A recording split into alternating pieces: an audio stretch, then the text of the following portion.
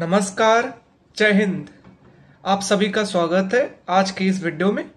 आज हम लोग बात करने जा रहे हैं इंडस्ट्री सेक्टर के ऊपर कि इंडस्ट्री सेक्टर 1948 इंडिपेंडेंस के टाइम से लेकर के 2015-2018 तक का क्या इसके अंदर क्या ट्रेंड रहा, किस तरीके की पॉलिसीज आई, कैसे चेंज हुआ, क्या क्या रिजोल्यूशन आया, 1991 में किस तरीके से इंडस्ट्रियल रिफॉर्म आया। तो ये सारी बात इस लेक्चर के अंदर हम लोग करने जा रहे हैं।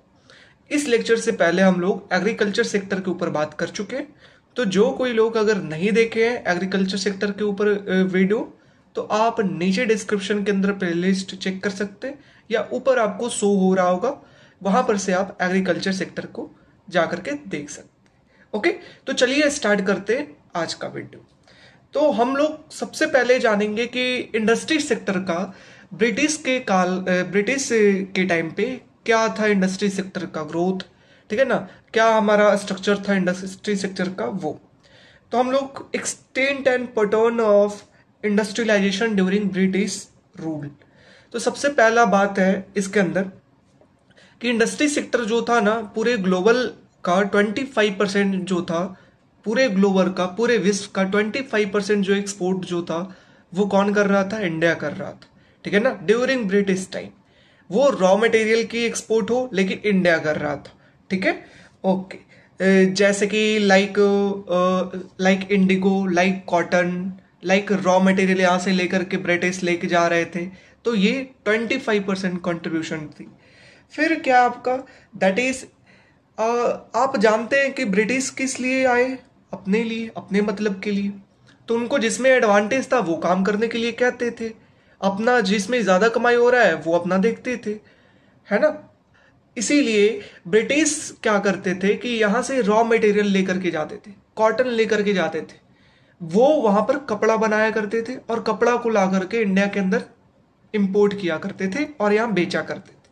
यहाँ पर कोई कपड़ा नहीं बना सकता, बाहर से ब्रिटिश से आएगा, इंग्लैंड से आएगा और यहाँ पे बिकेगा, ठीक है ना। इसलिए जितने भी हैंडीक्राफ्ट थे, जितने भी हाथ से बनाने वाले कपड़े थे, उनका जो ग्रोथ था इस पीरियड में कम हुआ, ठीक है ना, उनका रोजी रोटी चला गया, ठीक है। ब्रिटिश अपने मतलब से आप यहाँ पे देख सकते हो कि ब्रिटिश जो है वो अपने अपने जो इंपोर्ट है, अपने मैन्युफैक्चर का जो इंपोर्ट है इंडिया के अंदर, उसको इनकरेज कर रहे थे, और जो इंडियन जो मैन्युफैक्चर था उसको डिस्करेज कर रहे थे, ठीक है ना। उसके बाद जो एक्सपोर्ट है इंडिया का, एक्सपोर्ट इंडिया का क्या था? रॉ मटेरियल, जो कि इंडिया को खोखला कर रहा था, जो ब्रिटिश कर रहे थे। उसके बाद डिस्क्रिमिनेशन, प्रोटेक्शन ये फॉलो कर रहे थे, लाइक कि कोई भी इंसान जो है वो मैन्युफैक्चरिंग के अंदर, कोई भी इंसान कपड़े क्लॉथिंग के अंदर इंडस्ट्री नहीं खोल सकता है, तो वो डिस्क्रिमिनेटिंग प्रोटेक्शन वो अपने इंडस्ट्री को ब्रिटिश दे रहे थे, ठीक है। उसके बाद ब्रिटिश ने कोई भी कैपिटल गुड को लेकर के कोई भी ग्रोथ नहीं किया, कोई भी डेवलपमेंट नहीं किया, ठीक है ना। ब्रिटिश ने, that is no effort made to foster the development of the capital good getting. हाँ, अब ये हुआ कि ब्रिटिश के टाइम पे ये था कि इतना कंट्रीब्यूशन था वर्ल्ड इकोनॉमी के अंदर।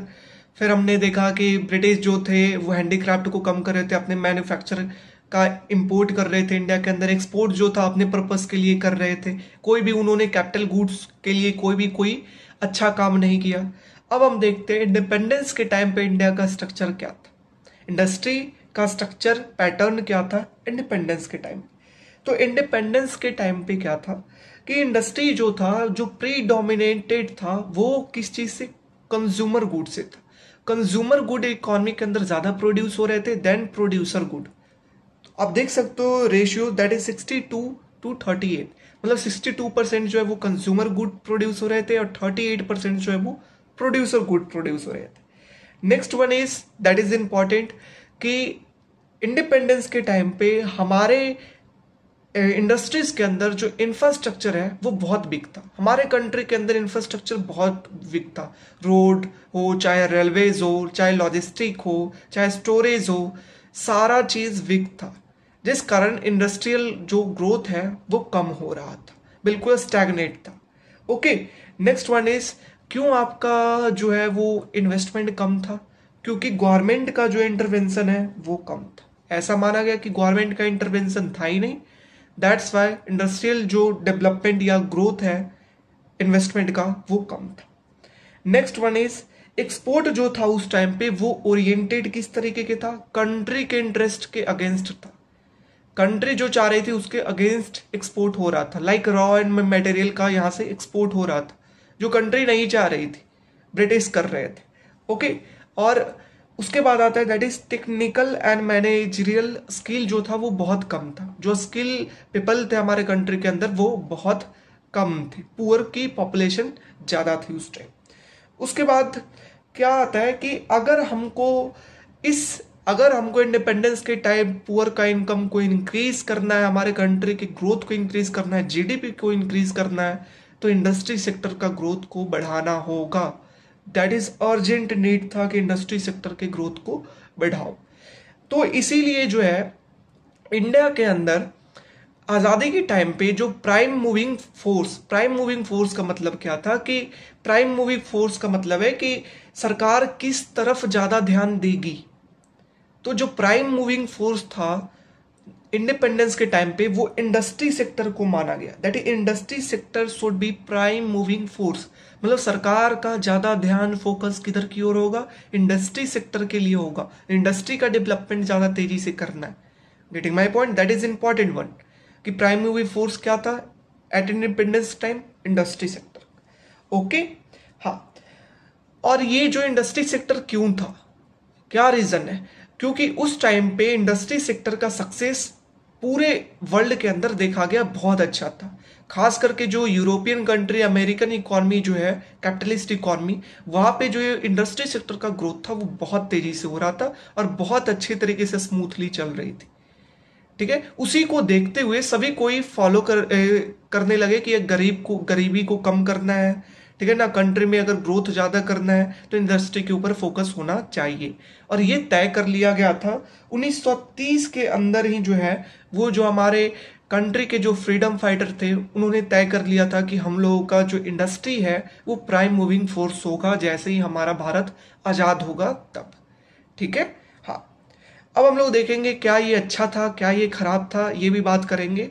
तो सिर्फ अभी इतना बता देना चाह रहे हैं क्योंकि हमारे कंट्री के अंदर ज़्यादातर जो पॉपुलेशन था वो क्या था, पुअर था, गरीब था, जो कि रूरल इलाके में रहते थे। लगभग 80% से ज़्यादा पॉपुलेशन जो था वो रूरल में रहते थे।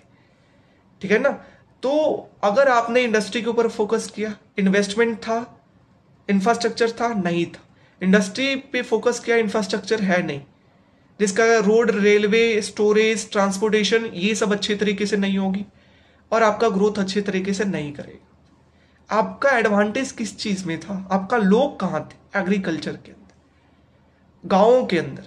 तो आपका फोकस कहाँ होना चाहिए था, गांवों के अंदर, एग्रीकल्चर के ऊपर फोकस होना चाहिए था, है ना।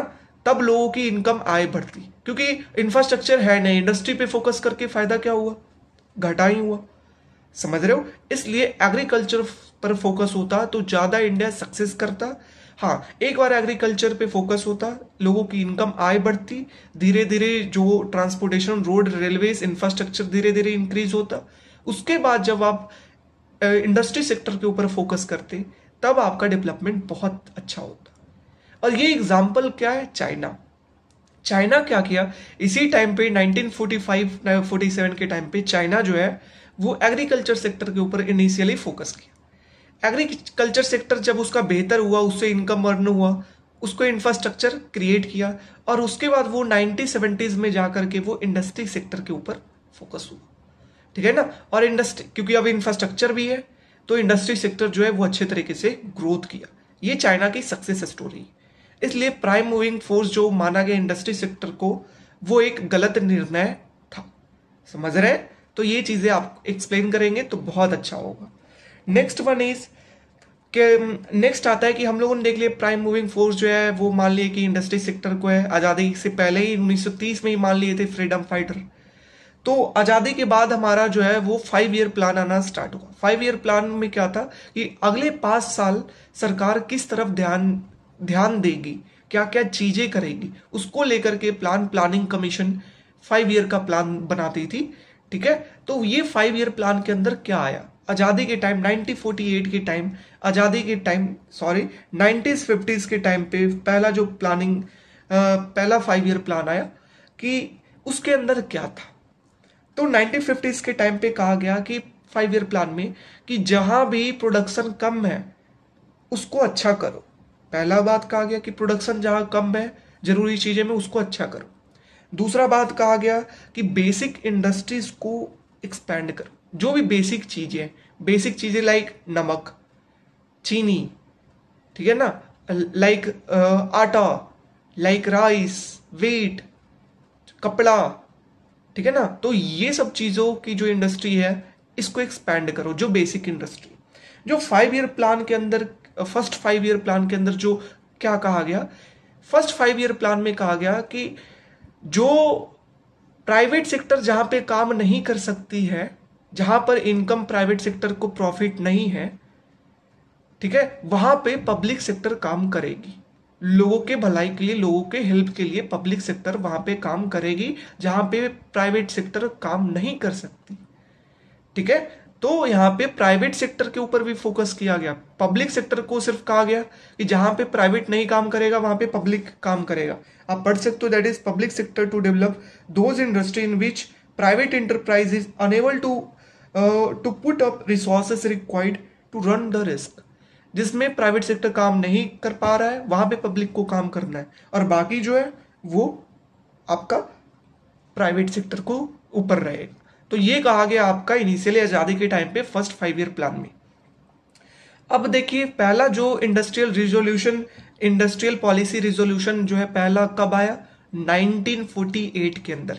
इंपॉर्टेंट है, 1948 के अंदर। ये सीयूईटी के अंदर पूछ लिया गया था, नेट के अंदर भी पूछ लिया जाता है कि पहला इंडस्ट्रियल पॉलिसी रिजोल्यूशन कब आया। 1948 के अंदर फर्स्ट इंडस्ट्रियल पॉलिसी स्टेटमेंट आया। इस पॉलिसी स्टेटमेंट में क्या कहा गया, जो फर्स्ट 5 ईयर प्लान में कहा गया था उस टाइम पे कि जो इकॉनमी हमारा होगा सिर्फ पब्लिक नहीं होगा, सिर्फ स्टेट ही नहीं कंट्रोल करेगी, मिक्स्ड इकॉनमी होगा कि प्राइवेट भी होंगे पब्लिक भी होगा, दोनों होंगे। दैट इज मिक्स्ड इकॉनमी कहा गया आपका पहला इंडस्ट्रियल पॉलिसी रिजोल्यूशन के अंदर। ये इंपॉर्टेंट है, ओके। मिक्स्ड इकॉनमी कहा गया कि दूसरा बात कहा गया कि सेंट्रल लिस्ट के अंदर जो इंडस्ट्रीज आएंगे वो आएंगे coal, power, railway, civil aviation, arms and ammunition, defence. तो ये सब जो है वो सेंट्रल लिस्ट के अंदर आएंगे। सेंट्रल गवर्नमेंट के हाथ में ये सब है इंडस्ट्री। स्टेट गवर्नमेंट के हाथ में क्या आएगा, that is paper, medicine, textile, cycle, rickshaw. तो ये सब जो है वो स्टेट गवर्नमेंट के हाथ में होगी। दूसरा बात ये कहा गया, ठीक है ना, सिंपली दैट इज पावर से रिलेटेड, इलेक्ट्रिसिटी से रिलेटेड, लाइक कोल से रिलेटेड जो भी इंडस्ट्री है वो सेंटर के हाथ में जाएगी, और बाकी टेक्सटाइल, रिक्शा, ये सब जो है वो स्टेट गवर्नमेंट के हाथ में जाएगी। नेक्स्ट वन इज, इसके अंदर कहा गया कि जो इंडस्ट्री जो है जो इंडस्ट्री पब्लिक सेक्टर जहां पे पब्लिक सेक्टर काम कर रही है वहां पे काम करेगी जहां पे प्राइवेट काम नहीं कर रही। समझ रहे हो, प्राइवेट जहां पे काम नहीं कर रही वहां पे पब्लिक सेक्टर काम करेगी, ठीक है। और कहा गया कि जो भी जहां पे प्राइवेट सेक्टर है उनको कंपलसरी लाइसेंसिंग कराना होगा, कंपलसरी लाइसेंस कराना होगा, ठीक है ना। वैसे इंडस्ट्री को कंपलसरी लाइसेंस। फिर जो पॉलिसीज है वो 10 पीरियड के लिए कहा गया कि 10 पीरियड के बाद हम लोग नया लाएंगे इंडस्ट्रियल रिजोल्यूशन, इसको देख करके 10 साल के बाद हम लाएंगे। मतलब 1948 से अगले कब आएगा, 1958 के अंदर। तो इंडस्ट्रियल पॉलिसी रिजोल्यूशन 1948 के अंदर क्या कहा गया, मिक्स्ड इकॉनमी होगा, बिल्कुल होगा। दूसरा सेंट्रल लिस्ट के अंदर क्या आएगा, पावर, आर्म्स एंड एमुनेशन, कोल। और स्टेट के अंदर क्या आएगा, टेक्सटाइल, है ना, रिक्शा, पेपर, ये सब आएगी। उसके बाद आता है कि जो भी है वो प्राइवेट सेक्टर काम करे, जहां पे नहीं करेगी वहां पे पब्लिक सेक्टर बेसिक गुड्स में वहां पे वो काम करेगी, ठीक है। साथ ही साथ जो है वो कंपलसरी लाइसेंसिंग करा दिया गया। कुछ कुछ सेक्टर में प्राइवेट सेक्टर के लिए कंपलसरी लाइसेंस था लेना, ओके। 10 सालों के बाद जो है वो अगला इंडस्ट्रियल पॉलिसी रिजोल्यूशन आएगा।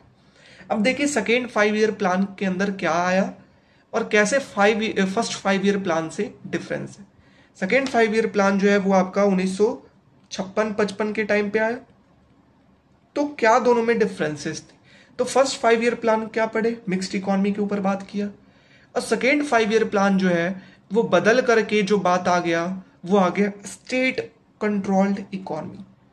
मतलब पहले कहा गया कि प्राइवेट का भी कंट्रीब्यूशन होगा फर्स्ट 5 ईयर प्लान में, फर्स्ट इंडस्ट्रियल रिजोल्यूशन में, लेकिन जो आपका आता है सेकेंड 5 ईयर प्लान, इसमें कहा गया कि ज्यादा जो होगा वो पब्लिक सेक्टर के हाथ में होगा, प्राइवेट का रोल कम होगा। समझ रहे हो बेसिक डिफरेंस?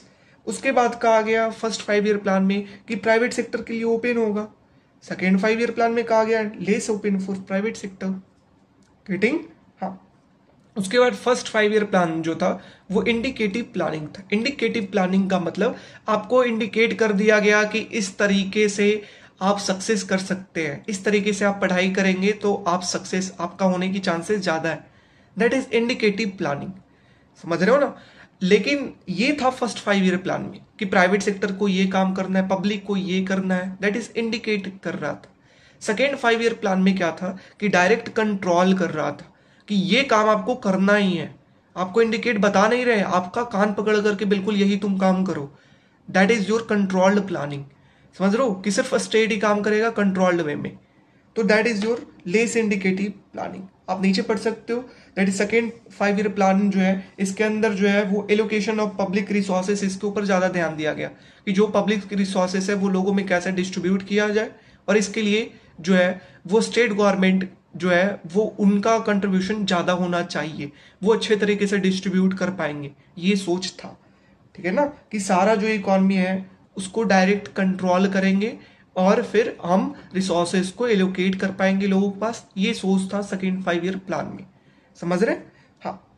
अब हमारा आता है सेकेंड इंडस्ट्रियल पॉलिसी रिजोल्यूशन, कब आया? 1956 के अंदर सेकेंड इंडस्ट्रियल पॉलिसी रिजोल्यूशन 1956 के अंदर आया, सेकेंड 5 ईयर प्लान के बाद। इसके अंदर क्या होगा? तो जो सेकेंड 5 ईयर प्लान के अंदर कहा गया वही बात है इसके अंदर भी कही जाएगी, वही अप्रोच अपनाया जाएगा। Getting my point? जो आपका कहा गया फर्स्ट 5 ईयर प्लान के अंदर वही आपका था किसके अंदर? इंडस्ट्रियल पॉलिसी रिजोल्यूशन 1948 के अंदर, कि मिक्स्ड इकोनॉमी होगा, प्राइवेट का पार्टिसिपेशन होगा, लाइसेंसिंग कराना होगा कहीं कहीं। सेकेंड 5 ईयर प्लान के अंदर कहा गया कि स्टेट कंट्रोल्ड होगा, प्राइवेट का कम कंट्रीब्यूशन होगा, तो वही चीजें यहां पर भी होगी। देखते हैं तो क्या मेजर प्रोविजन था सेकेंड 5 ईयर प्लान के अंदर? पहला था that is reservation of industries, कि इंडस्ट्री का क्या कराना होगा आपको? रिजर्वेशन। इसका मतलब क्या है? 3 शेड्यूल के अंदर इंडस्ट्री को डिवाइड किए गए, 3 शेड्यूल के अंदर। शेड्यूल नंबर ए के अंदर कितने? 17 इंडस्ट्री थे जो कि सेंट्रल गवर्नमेंट के हाथ में थे, सिर्फ ये सेंट्रल गवर्नमेंट के ही ये 17 इंडस्ट्री के अंदर काम करेगी। ठीक है ना? ये that is 17 industry which are the central was given complete monopoly, सिर्फ सेंट्रल गवर्नमेंट के वो हाथ में होगी। ठीक है? 1956 के अंदर ये 17 इंडस्ट्री थी, लेकिन 1991 के आते आते कितने हो गए? 254 पीएसयू, पब्लिक सेक्टर इंटरप्राइजेस कितने हो गए? 254। समझ रहे हो ना? क्योंकि नेशनलाइज किया गए बाद में आकर के, और ज्यादा स्टेट का कंट्रोल इंक्रीज किया, दैट्स वाई पीएसयू इंक्रीज करते चले गए। तो पहला जो शेड्यूल, पहला जो आता है आपका रिजर्वेशन ऑफ इंडस्ट्रीज, इसके अंदर 3 सेक्शन दिए गए। सेक्शन ए में सिर्फ सेंटर का कंप्लीट मोनोपोली होगा 17 इंडस्ट्री के ऊपर। सेक्शन बी के अंदर आता है 12 इंडस्ट्री, 12 इंडस्ट्री जो जिसके जो इसके अंदर आएंगे, किसका कंप्लीट नहीं, पार्शियल जो होगा कंट्रोल किसका? स्टेट का होगा, और किसका? प्राइवेट का। स्टेट और प्राइवेट दोनों का यहां पर कंट्रीब्यूशन होगा, और ऐसे इंडस्ट्रीज के अंदर आपको कंपलसरी लाइसेंसिंग कराना होगा। लाइसेंसिंग जरूरी है। ठीक है ना? ये आप देख सकते हो, state government initiative followed by private sector. Okay, और आपको लाइसेंसिंग जो है वो कंपलसरी कराना होगा। सेक्शन सी के अंदर बाकी जो इंडस्ट्री बच जाते हैं, सेक्शन ए सेक्शन बी को छोड़ करके, वो सारा इंडस्ट्री आएगा किसके अंदर? सेक्शन सी के अंदर। और इसमें प्राइवेट जो है वो पार्टिसिपेट कर सकते हैं, प्राइवेट जो है वो इनिशिएटिव ले सकते हैं सेक्शन सी में। तो प्राइवेट आएंगे तो इनके लिए क्या? दैट इज कंपलसरी लाइसेंसिंग इसके अंदर भी है। दैट आप देख सकते हैं, provision of compulsory licensing. Getting my point? हाँ, तो ये बात हुआ कि कंपलसरी लाइसेंसिंग कौन कौन से सेक्शन में, सेक्शन बी और सेक्शन सी, क्योंकि सेक्शन ए में कंप्लीट मोनोपोली है सेंट्रल गवर्नमेंट का। ओके, उसके बाद आप देख सकते हो that is expansion of public sector become almost directive principle of economic policies and the PSU did expand in the future. मतलब पब्लिक सेक्टर ही जो है अब मेन फोकस हो गया था कि पब्लिक सेक्टर को एक्सपैंड करना है, क्योंकि स्टेट गवर्नमेंट के कंट्रोल में, और वो सोच रही थी इंडस्ट्री हमारे हाथ में, that is known as PSU. ठीक है ना, उसको एक्सपैंड करना है, यही था फ्यूचर में सोच। अब बात आता है दैट इज इंडस्ट्रियल पॉलिसीज जो है जवाहरलाल नेहरू के द्वारा सेकेंड इंडस्ट्रियल पॉलिसी रिजोल्यूशन के अंदर क्या कहा गया कि जो हमारा आने वाले टाइम में ये जो पीएसयू है, पब्लिक सेक्टर इंटरप्राइजेस जो है, ये जो होंगे इंडिया का क्या होगा, टेम्पल ऑफ मॉडर्न इंडिया होंगे। ये टेम्पल ऑफ मॉडर्न इंडिया होंगे। ये क्विट्स किया गया किसके द्वारा, पंडित जवाहरलाल नेहरू जी के द्वारा, जो उस टाइम के प्रधानमंत्री थे। तो ये हुआ पहला पार्ट कि आपका रिजर्वेशन ऑफ इंडस्ट्रीज, ये पहला पार्ट जिसमें 3 सेक्शन। अब आता है प्रोविजनिंग ऑफ लाइसेंसिंग। क्या था, लाइसेंसिंग का प्रोविजन था कि आपको सेक्शन बी और सेक्शन सी के लिए कंपलसरी लाइसेंसिंग है, आपको कराना होगा। जो भी इस section B section C industry में पार्टिसिपेट कर रहे हैं उनको कंपलसरी लाइसेंसिंग चाहिए। Third one is expansion of public sector. बिल्कुल सही है कि हमारा क्या, पब्लिक सेक्टर को बढ़ावा देंगे और ज्यादा वो large that is heavy industry public sector को ज्यादा फोकस करेंगे, लाइक स्टील, लाइक कोल, है ना, लाइक पावर। तो ये सारे इंडस्ट्री पे ज्यादा फोकस रहेगा। Next one is regional disparities, कि रीजनल जो डिस्पैरिटीज है कि कहीं अर्बन एरिया में इंडस्ट्री है ना, शहर में इंडस्ट्री है, वो नहीं, गांव के अंदर भी आपको इंडस्ट्री खोलना होगा। समझ रहे, आपको गांव के अंदर भी इंडस्ट्री खोलना होगा, ये कहा गया। That is set up PSU in backward and under developed area. ठीक है। Next one is emphasis on but small industries. Small industries के ऊपर भी फोकस किया गया, like village and khadi, village industry and khadi के ऊपर भी फोकस किया गया। तो ये आपका था second industrial policy resolution 1956। Getting, क्या क्या इसके अंदर कहा गया, सबसे पहला आपको कहा गया कि रिजर्वेशन इंडस्ट्रीज के अंदर 3 सेक्टर। दूसरा कहा गया है व्हाट, लाइसेंसिंग कराना आपको इंपॉर्टेंट है, सेक्शन बी सेक्शन सी। तीसरा आपका बात कहा गया पीएसयू को हम बढ़ाएंगे। चौथा आपका बात कहा गया कि जो रीजनल डिस्पैरिटीज है उसको कम करेंगे, इंडस्ट्री को गांव के अंदर भी खोलना होगा, है ना, अंडर डेवलप्ड एरिया में। पांचवा आपका बात कहा गया क्या, दैट इज व्हाट, कि स्मॉल इंडस्ट्रीज को भी बढ़ावा देंगे, स्मॉल स्केल इंडस्ट्रीज को भी बढ़ावा देंगे।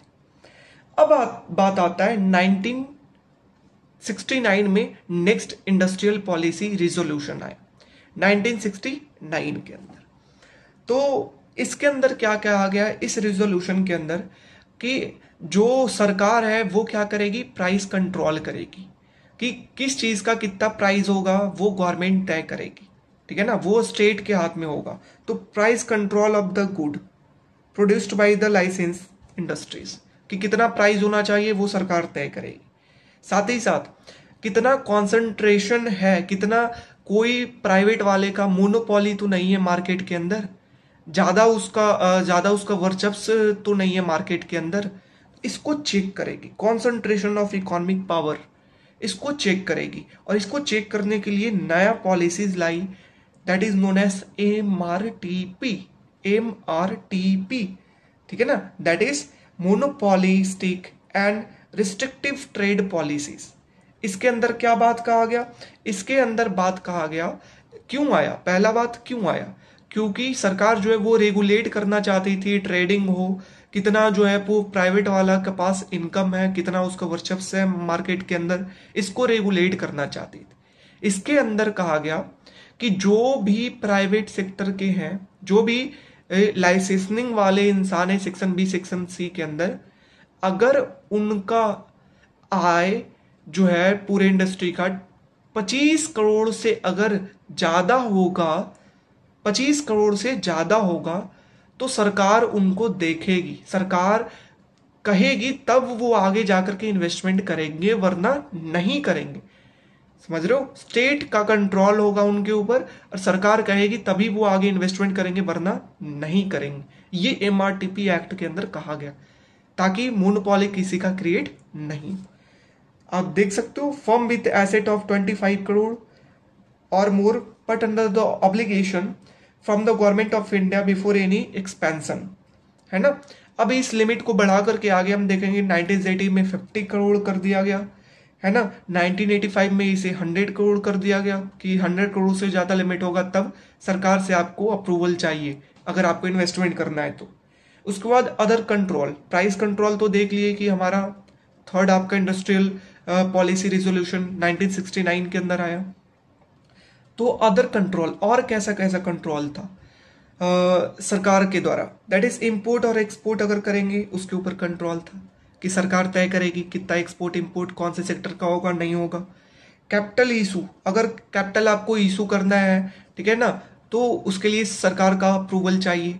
लाइक आपको कहीं से पैसे उठाना है, सरकार का अप्रूवल चाहिए। एलआईसी से पैसे लेना है, सरकार का अप्रूवल चाहिए। Next one is foreign exchange, foreign exchange में सरकार का था, ठीक है ना, पूरा control. Next one is price control, कि प्राइस कंट्रोल था सरकार का, देख चुके हैं। Next one is allocation of credit, कि क्रेडिट अगर हम बैंक से पैसे लेने जाएंगे तो सरकार से हमको अप्रूवल चाहिए।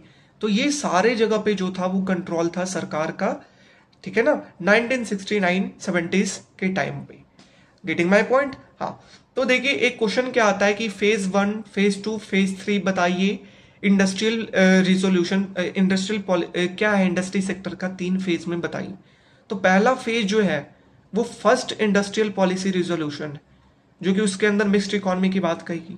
दूसरा जो फेज है वो स्टार्ट हो जाता है स्टेट का कंट्रोल जब बढ़ना स्टार्ट हो गया, सेकेंड इंडस्ट्रियल पॉलिसी रिजोल्यूशन, दूसरा फेज जहां से स्टेट का कंट्रोल बढ़ना स्टार्ट हो गया। अब तीसरा इंडस्ट्रियल पॉलिसी, उसमें और तेजी से कंट्रोल बढ़ा, प्राइस कंट्रोल और इंक्रीज किया, ठीक है ना। जो तीसरा आपका फेज आएगा वो आएगा 1991। 1991 जो होगा वो तीसरा फेज होगा इंडस्ट्रियल सेक्टर का। गेटिंग? तो पहला फेज 1948 का इंडस्ट्रियल पॉलिसी रिजोल्यूशन, दूसरा phase that is industrial policy resolution 1956 का, और तीसरा फेज 1991 का। ओके, तो अब हम एक एग्जांपल के थ्रू समझने जा रहे हैं कि कैसे कितना जो था वो सरकार के द्वारा जो है वो कंट्रोल किया जा रहा था मार्केट को। तो सपोज आप 1970s के टाइम में, सपोज आप अगर कोई इन्वेस्टमेंट करना चाह रहा है, कोई इंटरप्रेन्योर कोई अगर इन्वेस्टमेंट करना चाह रहा है तो उसको कहाँ से अप्रूवल की जरूरत थी। तो सबसे पहला उसको अगर वो चाहता है इन्वेस्टमेंट करने के लिए, अगर तो सबसे पहला उसे लेटर ऑफ इंटेंट लेना पड़ेगा। किससे? मिनिस्ट्री ऑफ इंडस्ट्री से अप्रूवल लेना पड़ेगा, ठीक है ना, लेटर ऑफ इंटेंट सबसे पहला।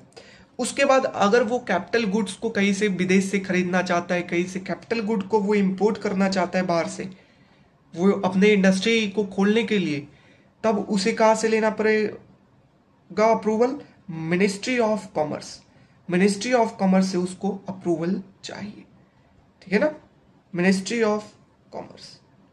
तीसरा अगर हम लोग बात करें कि अगर उसको कोई फॉरेन टेक्नोलॉजी चाहिए जो उसको इंडस्ट्री के अंदर यूज करना है, ठीक है ना, पार्टनरशिप पे फॉरेन के साथ, तो उसको कहाँ से चाहिए अप्रूवल?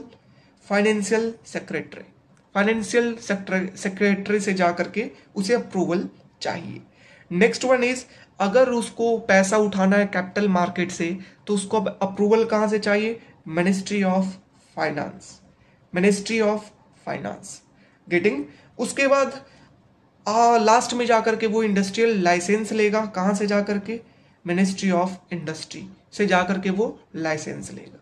और अगर उसका जो है इंडस्ट्री की टोटल टर्नओवर जो है वो 25 करोड़ से ज़्यादा है तो वो एमआरटीपी एक्ट के अंदर आएगा, और उसमें फिर उसको डिपार्टमेंट ऑफ कंपनी अफेयर्स में जाना पड़ेगा, ठीक है ना, डिपार्टमेंट ऑफ कंपनी अफेयर्स में जाना पड़ेगा। साथ ही साथ जो लोकेशन है बोला गया था 1969 के अंदर कि जो लोकेशन है वो लार्ज सिटीज के अंदर नहीं होगा। Getting large cities 30 large cities के अंदर आप इंडस्ट्री नहीं खोल सकते, वहां पे पॉपुलेशन पॉल्यूशन नहीं कर सकते। तो ये जो है इतना लिमिट लगाया गया, इतना कंट्रोल है। सोच सकते हो कितना मिनिस्ट्री यहाँ पर उनको अप्रूवल लेना पड़ेगा। इंडस्ट्री मिनिस्ट्री से, कॉमर्स से, फाइनेंस से, है ना, उसके बाद फाइनेंशियल सेक्रेटरी से, उसके बाद डिपार्टमेंट ऑफ कंपनी अफेयर्स से। तो इतने जगह से उसको अप्रूवल लेना पड़ेगा। और अप्रूवल का मतलब क्या है? पैसा खिलाना पड़ेगा, करप्शन, किडिंग। तो कौन सोचेगा यहाँ पर आकर के इन्वेस्टमेंट करना, इंडस्ट्रीज के अंदर खोलना? कौन सोचेगा? 5-6 जगह से अप्रूवल चाहिए, सभी जगह पैसा खिलाना है ना, क्या फायदा होगा? तो इसलिए जो है उस टाइम पे इन्वेस्टमेंट बहुत कम था इंडस्ट्री सेक्टर के अंदर, क्योंकि दैट इज प्राइवेट का कंट्रीब्यूशन इन्वेस्टमेंट के अंदर बहुत कम था, क्योंकि कंट्रोल था ओवरऑल पूरे इकोनॉमी के अंदर सरकार का। ओके। और लेकिन जो हमारे इकोनॉमी थे, इकोनॉमी के अंदर रियलाइज होना स्टार्ट हो गया था सरकार को, इकोनॉमिस्ट वगैरह ये सबको, कि ये पब्लिक सेक्टर का क्या इफेक्ट है इकोनॉमी के ऊपर, क्या निगेटिव इफेक्ट है इकोनॉमी के ऊपर। तो अलग अलग जो इकोनॉमिस्ट थे लाइक भगवती एम देसाई, अलग अलग committee like Swaminathan committee 1964, Mahalanobis committee like Dutt committee. तो ये सारी जो कमेटी है 1960s से 1970s के टाइम पे, ये कमेटी ये रिपोर्ट देना स्टार्ट कर दिए थे कि पब्लिक सेक्टर जो है वो इंडिया के अंदर ग्रोथ जो है वो नहीं कर रहा है, और जो है वो ग्रोथ को कम कर रहा है पब्लिक सेक्टर। तो पब्लिक सेक्टर को हटाइए, प्राइवेट का पार्टिसिपेशन को इंक्रीज करिए, सभी कमेटी के द्वारा कहा गया। लेकिन क्या ऐसा किया गया? अब क्वेश्चन आता कि हमें रियलाइज हो गया था 1960s के टाइम पे कि जो कंट्रोल सिस्टम है वो खराब है, पीएसयू जो है वो खराब है। क्या तो सरकार जो है वो पीएसयू को बंद कर दी या चेंज कर ली अपनी पॉलिसीज को? तो नहीं, सरकार ने ऐसा काम नहीं किया। Can not be ban. क्यों जो है रियलाइज होने के बाद भी सरकार जो है वो कंट्रोल सिस्टम को बैन नहीं की? क्यों? तो रीजन था, पहला जो था सरकार का सोच था कि हम होम मार्केट को ज्यादा प्रोमोट करेंगे, होम मार्केट को हम बाहर वाले को नहीं आने देंगे, हम होम मार्केट को, होम इंडस्ट्री को ज्यादा प्रोमोट करेंगे, क्योंकि बाहर वाला आएगा तो बाहर वाला बेचने लगेगा, हमारा इंडस्ट्री नहीं बिकेगा, हमारा इनकम नहीं होगा, ये सोच था। ओके। दूसरा सोच था कि जो स्टेट का जो पैसा है वो कमाता है, वो टैक्सेस वगैरह लगा करके कमाता है, जो बाहर से लाइक टैक्सेस, लाइसेंसिंग के लिए टैक्सेस, तो यहाँ से स्टेट गवर्नमेंट जो है वो पैसा अर्न करती है। तो उसके एक अच्छा स्रोत है स्टेट गवर्नमेंट को पैसा अर्न करने के लिए। अगर हटा देंगे तो स्टेट गवर्नमेंट का पैसा क्या हो जाएगा? कम हो जाएगा। Next one is interest of politician. Interest of politician का, ब्यूरोक्रेट्स का, मल्टीनेशनल का, सारे का था कि पीएसयू जो है वो अच्छा है सर, ठीक है ना। इसीलिए जो जवाहरलाल नेहरू जी थे उन्होंने कहा था कि ये आने वाले टाइम में ये क्या है, मॉडर्न इंडिया का, दैट इज आने वाले टाइम में आप देख सकते हो क्या उनके द्वारा कहा गया था, that is temple of modern India, है ना, कि टेम्पल आने वाले टाइम में ये टेम्पल होगा मॉडर्न इंडिया का। Okay. Next one is industrial policy statement 1973। 1973 का स्टेटमेंट क्या कहता है? 1973 के स्टेटमेंट के अंदर क्या कहा गया? क्योंकि ये रिपोर्ट आना शुरू हुआ कि प्राइवेट सेक्टर अच्छा काम करेगा, जो बाहर वाले आएंगे उससे ग्रोथ ज़्यादा होगा, पीएसयू जो है उसके कारण इकोनॉमी डिप्रिशिएट कर रहा है, खराब कर रहा है पीएसयू, है ना, ग्रोथ कम है उसी के कारण। तो 1973 के अंदर हल्का सा जो है वो खुला छूट दिया गया। क्या इसके अंदर कहा गया? इसके अंदर कहा गया, पहला जो चीज कहा गया कि 6 कोर्स इंडस्ट्रीज इसके अंदर क्लासिफाइड किए गए। 6 कोर इंडस्ट्री, अभी इसको बेसिक इंडस्ट्री कहा जाता है, बेसिक इंडस्ट्री। तो 6 कोर इंडस्ट्री क्या क्या था? Iron and steel, cement, coal, crude oil, oil refining and electricity. ये 6 जो थे वो कोर इंडस्ट्री में इसको कहा गया। और इसमें सारा किसका कंट्रोल था? स्टेट का नहीं, सेंट्रल गवर्नमेंट का, ठीक है ना, पूरा कंट्रोल। उसके बाद इसके अंदर कहा गया कि ज्वाइंट सेक्टर डेवलप किया गया। कॉन्सेप्ट ऑफ ज्वाइंट सेक्टर मतलब कि कोई इंडस्ट्रीज के अंदर सेंट्रल, स्टेट, प्राइवेट तीनों मिल करके काम करेंगे, दैट इज ज्वाइंट सेक्टर। तो कॉन्सेप्ट लाया गया ज्वाइंट सेक्टर का, ठीक है ना। प्राइवेट का यहाँ पर थोड़ा सा रोल इंक्रीज किया गया। उसके बाद आता है कि फॉरेन एक्सचेंज को रेगुलेट करने के लिए फेरा का गठन किया गया, that is foreign exchange regulation act. इसका गठन किया गया टू रेगुलेट फॉरेन एक्सचेंज, ठीक है। उसके बाद जो फॉरेन इन्वेस्टमेंट है उसको थोड़ा सा छूट दिया गया, that is limited permission to foreign investment. Like MNC को जो है वो अलाउड किया गया कि आप यहाँ पर आकर के खोल सकते हैं फर्म को, तो फॉरेन इन्वेस्टमेंट को अलाउड किया गया, ठीक है। उसके बाद आता है इंडस्ट्रियल पॉलिसी स्टेटमेंट 1977, क्योंकि 1973 में ये चीज आया कि फॉरेन को थोड़ा सा, प्राइवेट को थोड़ा खुला दिया गया, कोर इंडस्ट्री के ऊपर फोकस किया गया ये। लेकिन 73 के बाद क्या आया? इमरजेंसी। इमरजेंसी के बाद क्या आया? आपका जो इंदिरा गांधी थे उस टाइम के प्राइम मिनिस्टर, वो इलेक्शन हार गए, और इलेक्शन हारने के बाद जो नया सरकार बना 1977 के अंदर, वो किसका था? मोरारजी देसाई का। मोरारजी देसाई अब हमारे देश के नए प्राइम मिनिस्टर थे, और ये मोरारजी देसाई इन्फ्लुएंस ज्यादा थे महात्मा गांधी से। और महात्मा गांधी ने क्या कहा था कि विलेज को ज्यादा प्रमोट करो, विलेज इंडस्ट्रीज को ज्यादा प्रमोट करो, है ना। साथ में जो बाहर वाले हैं उनको बैन करो, है ना, फॉरेन इन्वेस्टमेंट को कम करो, विलेज कॉटन इंडस्ट्रीज को प्रमोट करो। तो ये सारा काम मोरारजी देसाई के द्वारा भी कहा गया, समझ रहे हो। तो आप वही देखोगे जो नया जो रेजोल्यूशन आया, इंडस्ट्रियल पॉलिसी रेजोल्यूशन ऑफ 1977, इसके अंदर क्या क्या है आप देख सकते हो। That is there are complete no to foreign investment, जो गांधी जी के द्वारा कहा गया, है ना, कि बिल्कुल फॉरेन इन्वेस्टमेंट कोई नहीं, हमारे देश के ऊपर ही डिपेंडेंट रहेगा, सारा चीज हम बनाएंगे, ये चीज। Next one is emphasis on village industries के ऊपर, और डिसेंट्रलाइज इंडस्ट्रीज का किया गया, that is promote the expansion of a small and cottage industries. गांव के अंदर, डिस्ट्रिक्ट के अंदर आपको क्या किया गया? प्रमोट किया गया, जो स्मॉल इंडस्ट्रीज, कॉटेज इंडस्ट्रीज को प्रमोट किया गया, है ना, गांव के अंदर।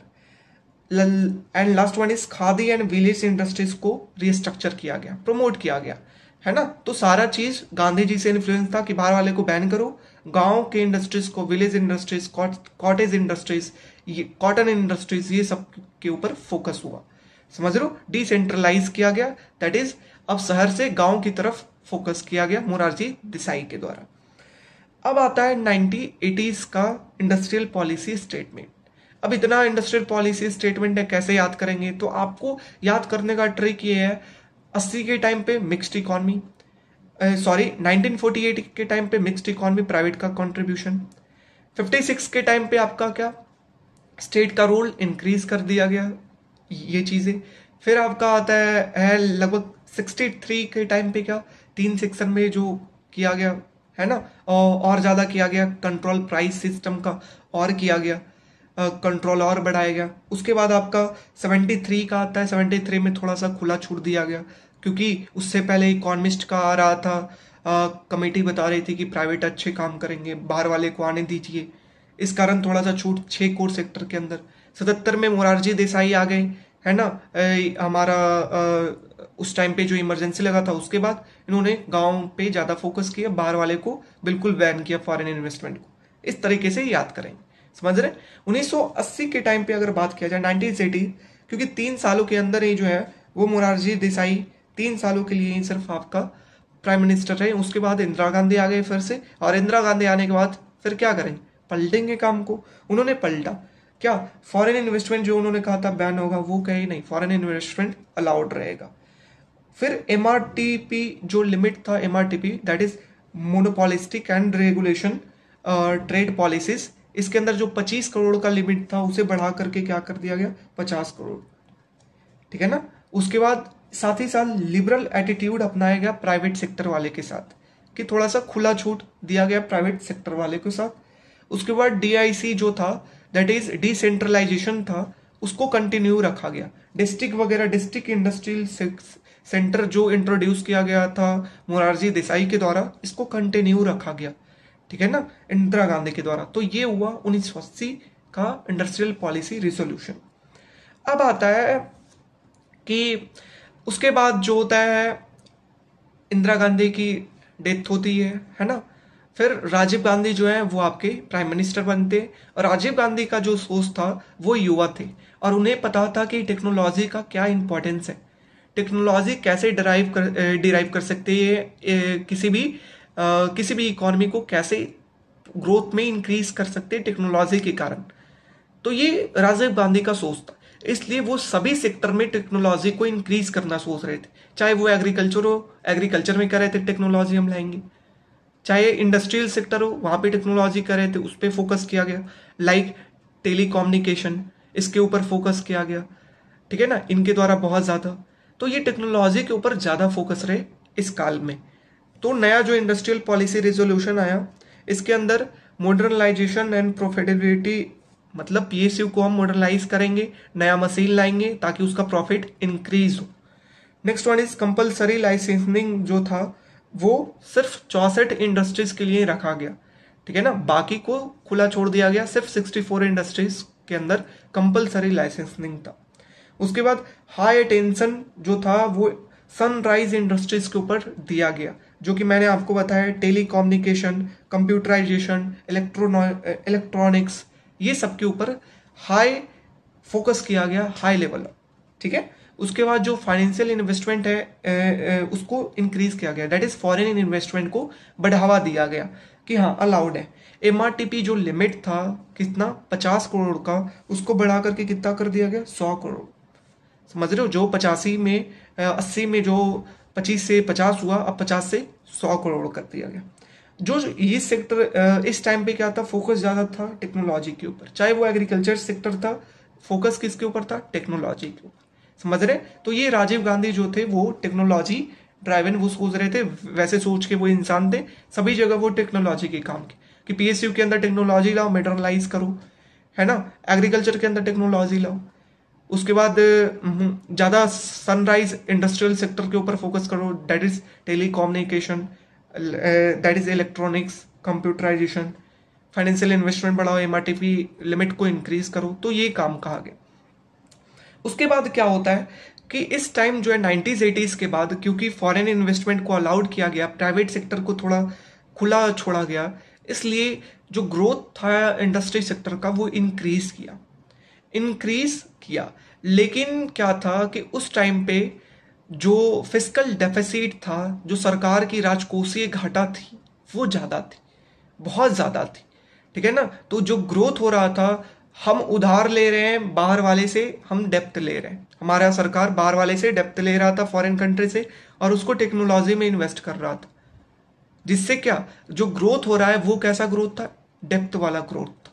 इसलिए आप देख सकते हैं during 90s 80s higher depth led growth, जो ग्रोथ है वो डेप्थ लेड था। ओके, अब बात आता है, अब यहाँ पे 90s अब चाइना और इंडिया के अंदर क्या डिफरेंसेस थी।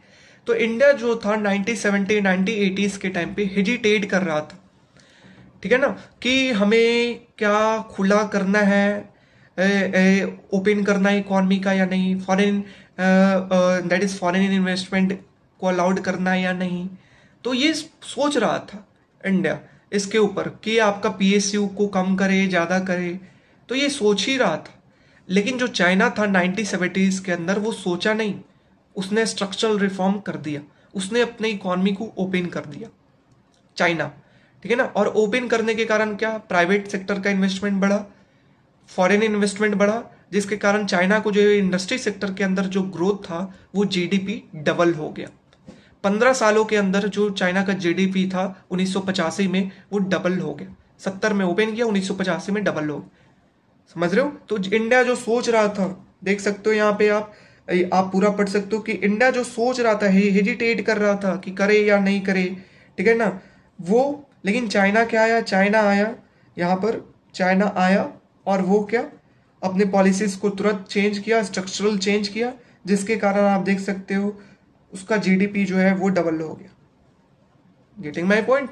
हाँ, उसके बाद आता है इंडिया के अंदर क्यों इकोनॉमिक रिफॉर्म आया, क्योंकि 85 तक देख चुके, 85 के बाद आपका क्यों इकोनॉमिक रिफॉर्म आपका 1991 के अंदर आया।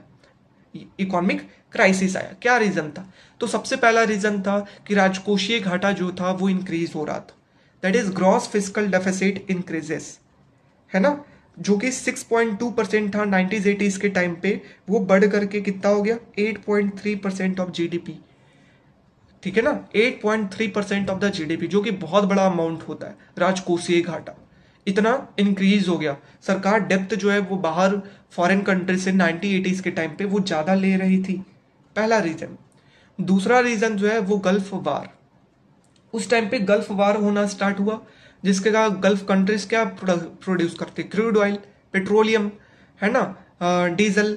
तो इसके कारण जो है अगर वहां पे लड़ाइयाँ होगी तो सप्लाई क्या होगा, कम होगा, और सप्लाई अगर कम होगा तो क्रूड ऑयल की प्राइस क्या हो जाएगा, ज़्यादा। और इंडिया जो है वो इंपोर्ट करता है क्रूड ऑयल को बाहर से, गल्फ कंट्री से, तो इसके कारण उसे अब ज़्यादा पे करना पड़ रहा था, किसमें, डॉलर में। ज़्यादा पे करने के कारण जो रिजर्व था इंडिया का वो क्या कर रहा था, डिप्लीट हो रहा था। जो फॉरेन रिजर्व है इंडिया का वो डिप्लीट हो रहा था। Next one is inflation. Inflation का क्या हालत था? इन्फ्लेशन जो था 90s के टाइम पे 13% था, बहुत ज़्यादा इन्फ्लेशन था, 13% आपका इन्फ्लेशन था। Next one is private remittances. Private remittances कितना था? तो क्योंकि गल्फ वार था, तेल का दाम महंगा हो गया था, तो सभी कंट्री के लिए डिफिकल्ट सिचुएशन था 1990s के टाइम पे, इसलिए जो बाहर से गिफ्ट रेमिटेंसेस आया करते थे वो कम हो गए इंडिया का, समझ रहे हो। तो इस कारण जो है वो इकोनॉमिक क्राइसिस आया इंडिया में। पहला रीजन क्योंकि ज्यादा फिस्कल डेफिसिट इंक्रीज कर गया, 8%, 6 से 8 पे चला गया। दूसरा रीजन गल्फ वार, तीसरा रीजन इन्फ्लेशन, चौथा रीजन रेमिटेंसेस। गेटिंग? हाँ। तो इसलिए तो इकोनॉमिक क्राइसिस आने के कारण जून 1991 के अंदर हमारा जो इंडिया का जो फॉरेन रिजर्व था वो डिप्लीट होकर के सिर्फ 2 वीक का बचा। फॉरेन रिजर्व क्या होता है? फॉरेन रिजर्व का मतलब है कि आप घर के अंदर हर महीने कुछ कमा रहे हैं तो बचा करके रखते जा रहे हैं कि आप खर्च कर पाएंगे जब आप कपड़े खरीदने जाएंगे या कोई शॉपिंग करना चाहेंगे, तो किसी का शादी होगा तो घर बनाने में आप उसका यूज कर पाएंगे। वैसे ही फॉरेन रिजर्व आपका कंट्री का होता है, वहां पर सारे पैसे रखा जाता है और कोई भी बाहर से मंगाते हैं तो वहां से दिया जाता है। तो वो सिर्फ 2 वीक का बचा था कि 2 वीक के अंदर हमारा फॉरेन रिजर्व खत्म हो जाता, फॉरेक्स रिजर्व क्या हो जाता, डिप्लीट कर जाता, खत्म हो जाता। फिर बाहर से हम तेल नहीं खरीद पाते, कोई चीज नहीं बाहर से इंपोर्ट कर पाते, क्योंकि मेरे पास होता नहीं डॉलर, ठीक है ना, या यूरो या पाउंड या स्टर्लिन, ठीक है ना, नहीं होता तो हम नहीं पे कर पाते। तो दैट्स वाई इसके कारण क्या, इंडिया को फाइनेंशियल सपोर्ट चाहिए था। तो India financial crisis, economic crisis आ गया है इंडिया के अंदर, क्योंकि 2 वीक का ही सिर्फ था। तो ये फाइनेंशियल सपोर्ट चाहिए था, और फाइनेंशियल सपोर्ट कौन दिया? आईएमएफ। आईएमएफ जो है वो फाइनेंशियल सपोर्ट इंडिया को प्रोवाइड किया, पैसा दिया, ठीक है ना, रिजर्व दिया।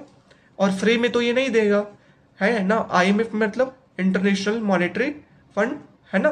तो ये फ्री में तो नहीं देगा, ये क्या देगा, कंडीशन लगाएगा। कंडीशन क्या लगाया कि आपको स्ट्रक्चरल रिफॉर्म करना होगा, आपको स्ट्रक्चरल रीएडजस्टमेंट करना होगा, स्ट्रक्चरल रिफॉर्म, तभी हम आपको पैसा देंगे। इंडिया बोला हाँ हम करेंगे, तब इंडिया को पैसा मिला। तो अब क्या रिफॉर्म किया गया, स्ट्रक्चरल रिफॉर्म। आइए, that is your phase number 3। Phase number 3, new industrial policy resolution 1991। ये क्वेश्चन आप देखेंगे तो डायरेक्ट भी आता है कि बताइए इंडस्ट्री सेक्टर का 1991 के बाद क्या आया, किस तरीके की पॉलिसीज आई, क्या ग्रोथ हुआ। तो इस तरीके के क्वेश्चन आते हैं डायरेक्ट। तो ये तो आप 1991 में क्या हुआ कि 23 जुलाई 1991 को बहुत ही बड़ा इनिशिएटिव लिया गया, जो अभी तक उस इनिशिएटिव का हमारे इकोनॉमी के ऊपर इम्पैक्ट है। That is economic reform. पूरे कंट्री के अंदर स्ट्रक्चरल इकोनॉमिक रिफॉर्म लाया गया, जो कि आईएमएफ के द्वारा कंडीशन भी दिया गया था, उसी को फॉलो करते हुए स्ट्रक्चरल रिफॉर्म हमारा डॉक्टर मनमोहन सिंह जी के द्वारा उनके गाइडेंस में कराया गया, दिया गया। That is major highlight. क्या क्या चीजें हुई स्ट्रक्चरल रिफॉर्म में? पहला हुआ, जो रिजर्वेशन था एग्रीकल्चर इंडस्ट्री सेक्टर के अंदर, उसको डी रेगुलाइज किया गया। जो रिजर्वेशन था section A, section B, section C, कि इसके अंदर सिर्फ सेंटर काम करेगा, इसके अंदर स्टेट काम करेगा, समझ रहे हो, तो उसको डीरेगुलाइज किया गया। तो industry which were reserved for the central government, जो कि आईपीआर इंडस्ट्रियल पॉलिसी रिजोल्यूशन 1956 के अंदर कहा गया, सेक्शन ए के अंदर, जो सिर्फ सेंट्रल गवर्नमेंट के अंदर होगा, उसको कट डाउन किया गया। जो था वहां पर 17 इंडस्ट्री था, उसको 8 तक लिमिट किया गया, 8 तक। और अब के टाइम में जो है सिर्फ 2 इंडस्ट्री है जो है वो डायरेक्टली सेंट्रल के कंट्रोल के अंदर है। वो कौन कौन सा है? Atomic energy and nuclear resource, और दूसरा रेलवे। ये डायरेक्ट कंट्रोल के अंदर है, किसके? सेंट्रल गवर्नमेंट के, कोई बाहर वाला पार्टिसिपेट नहीं करेगा, कंप्लीट मोनोपोली, ठीक है ना। तो आपका पहला कहा गया डी रिजर्वेशन ऑफ इंडस्ट्रीज, पहला, ठीक है ना, जो कि 17 से नंबर 8 हो गया। दूसरा जो है, और अभी 2 हो गया, डी लाइसेंसिंग, मतलब जो लाइसेंसिंग दिया जा रहा था उसको क्या करेंगे? हटाएंगे। तो लाइसेंसिंग को देखिए, जो कंपलसरी लाइसेंसिंग था उसको हटाया गया, जो सेक्शन बी और सी के लिए था उसको हटाया गया, ठीक है ना। हाँ, कट डाउन किया गया। जो अब कंप्लीट लाइसेंसिंग था सिर्फ 18 इंडस्ट्रीज के लिए ही था, सिर्फ 18 इंडस्ट्रीज के लिए लाइसेंसिंग था, बाकी को हटाया गया। अभी के टाइम पे जो कंप्लीट लाइसेंसिंग है वो सिर्फ 4 इंडस्ट्रीज के अंदर जो लाइसेंसिंग का जरूरत पड़ता है। कहाँ का? That is aerospace and defence, gun powder, dangerous chemical, तंबाकू। ये 4 जो इंडस्ट्रीज है इसके अंदर अभी भी लाइसेंसिंग चलता है, ठीक है ना, जरूरत पड़ती है। तो ये लाइसेंसिंग को हटाया गया, कम किया गया नंबर को, ठीक है। उसके बाद जो रिजर्वेशन था उसको भी कम किया गया। उसी तरीके से जो एमआरटीपी जो लिमिट था, जो मोनोपोली मार्केट के अंदर किसी भी फॉर्म का, किसी भी प्राइवेट सेक्टर का क्रिएट नहीं हो, उसके लिए जो एमआरटीपी लिमिट आया था 25 करोड़, 50 करोड़, 100 करोड़, उसको हटाया गया। तो उसको रिप्लेस किया गया किससे? कंपटीशन एक्ट से।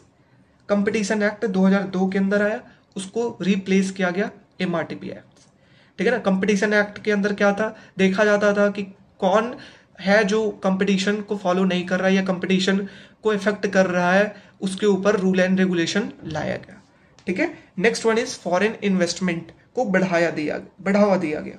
प्रमोशन ऑफ फॉरेन इन्वेस्टमेंट, बाहर वाले को अलाउ किया गया कि हमारे कंट्री के अंदर आप इन्वेस्ट कर सकते हैं। एमएनसी वगैरह सबको छूट दिया गया, कोई भी फॉर्म इंडिया के अंदर खोल सकता था, 100% वहां पे दिया गया कि शेयर हो सकता है किसी भी फॉर्म के अंदर बाहर वाले का।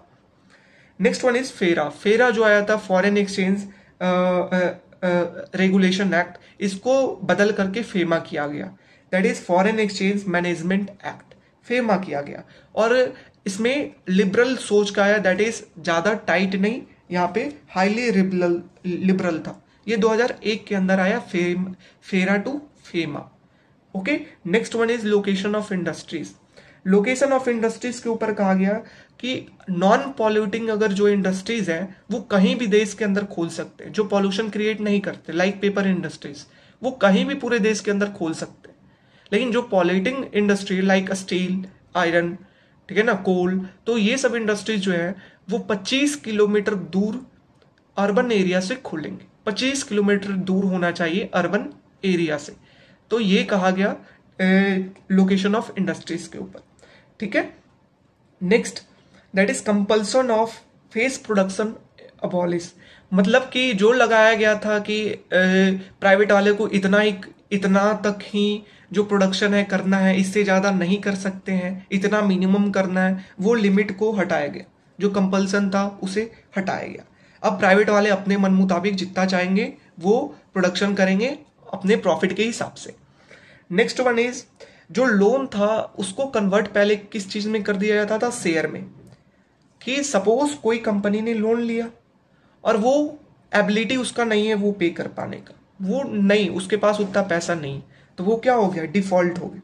डिफॉल्ट होने के बाद वो जो कंपनी है उसका जो शेयर है वो कौन खरीद लेता है? बैंक। कि बैंक उसका शेयर को खरीद लिया, डायरेक्टली कंट्रोल बैंक के अंदर आ गया। और ये बैंक किसके अंदर था? नेशनलाइज्ड किया गया था सारे बैंक को, किसके अंदर? सेंट्रल गवर्नमेंट के अंदर, है ना। तो सारा जो हाथ था किसके अंदर आ जाता था? सरकार के अंदर। तो कोई भी कंपनी को अगर हड़पना है, कोई भी कंपनी को अगर सरकार के अंदर लाना है, तो ये एक तरीका था कि उसको पैसे दो कम इंटरेस्ट रेट पे, अगर वो पे नहीं कर पाया, ठीक है ना, तो क्या होगा? शेयर हम उसका ले लेंगे और इस तरीके से उसको नेशनलाइज कर लेंगे, ठीक है ना, that is this was an indirect route to nationalise private form. ठीक है ना, तो इस चीज को हटाया गया, जो कंपल्सन था इसको एबॉलिश किया गया। ठीक है। तो हम लोग क्या क्या है इकोनॉमिक रिफॉर्म के अंदर, अब आपको पता हो जाना चाहिए। पहला जो आता है वो क्या आता है, रिजर्वेशन को डी किया गया, दैट इज लाइसेंसिंग को भी हटाया गया। दूसरा एमआरटीपी लिमिट को भी हटाया गया। फॉरेन इन्वेस्टमेंट को बढ़ावा दिया गया, फेरा टू फेमा कन्वर्ट हुआ। इंडस्ट्री लोकेशन ऑफ इंडस्ट्रीज का क्या था, कंपल्शन जो था आपका कि प्राइवेट सेक्टर का इतना ही लिमिट है उसको हटाया गया। जो कंपल्सन आपका था लोन को शेयर में कन्वर्ट करने का उसको हटाया गया। सो ये बातें कही गई इनिशियली जो आपका था economic reform industrial policy resolution 1991 के अंदर। नेक्स्ट बात आता है कि क्या गोल था न्यू इकोनॉमिक रिफॉर्म पॉलिसीज का, क्या गोल था, गोल क्या था, क्या थ्रस्ट था।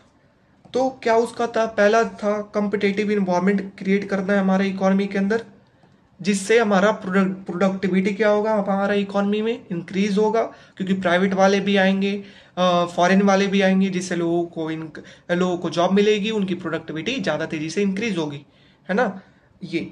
और दूसरा इफिशियंसी भी हमारा इंक्रीज करेगा, हमारा जीडीपी भी इंक्रीज करेगा, ये सोच था। ठीक है ना, ये गोल था कि कंपटीशन ओपन करेंगे इकोनॉमी को, कंपटीशन इंक्रीज होगा, जिससे प्रोडक्टिविटी बढ़ेगी, जिससे इफिशियंसी इंक्रीज करेगी। ठीक है। अब 1991 से 2001 के बीच में अगर आप देखते हैं ना, तो हमारा जो इकोनॉमी है, जो ये 1991 में जो था वो बहुत ज़्यादा क्या था, रिस्ट्रिक्टिव था, है ना, बहुत ज़्यादा दैट इज प्रोटेक्शन था। उससे चेंज होकर के वो क्या हुआ, ओपन हुआ। वही चीज़ें यहाँ पे लिखा हुआ, that is very high rate of production 1991 के टाइम पे इकोनॉमिक रिफॉर्म से पहले था, वो क्या हो गया। और क्वांटिटेटिव लिमिटेशन था कि इतना ही आपको क्वांटिटी प्रोड्यूस करना है, उससे क्या हो गया, बदल करके हो गया। आप देख सकते हो कि मॉडरेट रेट ऑफ प्रोडक्शन थोड़ा हो गया, कम हो गया। और रिमूवल ऑफ क्वांटिटेटिव रिस्ट्रिक्शन, है ना, जो रिस्ट्रिक्शन था उसे हटा दिया गया, क्वांटिटी आपको इतना ही प्रोड्यूस करना है प्राइवेट वाले को। नेक्स्ट वन इज जो फॉरेन इन्वेस्टमेंट पॉलिसीज है 90s में वो बहुत ज़्यादा ओपन किया गया, है ना, बाहर वाले के लिए ओपन किया गया, प्रोएक्टिव था, है ना। और जे इसको लिबरलाइज्ड किया गया, और सिर्फ इसलिए नहीं कि सिर्फ टेक्नोलॉजी हमारे देश के अंदर आए, सिर्फ इस पर्पज से नहीं किया गया, बल्कि इस पर्पज से भी किया गया कि हमारा जो मार्केट है उसके अंदर बाहर वाली चीज भी पेनिट्रेट करे, कंपटीशन इंक्रीज हो, लेबर जॉब इंक्रीज हो, इस पर्पज से भी किया गया। ठीक है। उसके बाद आता है कि 1990s के टाइम पे क्यों पीएसयू के अंदर भी डार्कनेस था, क्यों डार्कनेस था, मतलब रिफॉर्म के टाइम पे भी पीएसयू जो था वो डार्कनेस पीरियड के अंदर था। क्यों, क्योंकि पहला जो पीएसयू अच्छा परफॉर्म कर रहे थे, जिसका प्रॉफिट हो रहा था, उसको खुला छोड़ दिया जाता था कि आप अपने हिसाब से निर्णय लीजिए कि कितना इन्वेस्टमेंट आपको करना है, आप अपना जहां से पैसा उठाना चाहते हैं आप उठाइए। जो प्रॉफिट वाले थे, जो अच्छा परफॉर्म कर रहे थे, वो फ्रीडम था उनको, कहीं से जो आप पैसा उठा सकते। लेकिन जो नॉन परफॉर्मिंग पीएसयू थे लाइक रेलवेज, है ना, तो वो जो थे अपने आप पैसा नहीं उठा सकते, उनको सरकार क्या करती थी, बजटरी सपोर्ट देती थी कि वो बजट से उनको पैसा देती थी, चाहे तो रिफॉर्म उसके अंदर करती थी, तो ये सरकार करती थी जो नहीं अच्छा परफॉर्म कर रहे थे। ठीक है ना।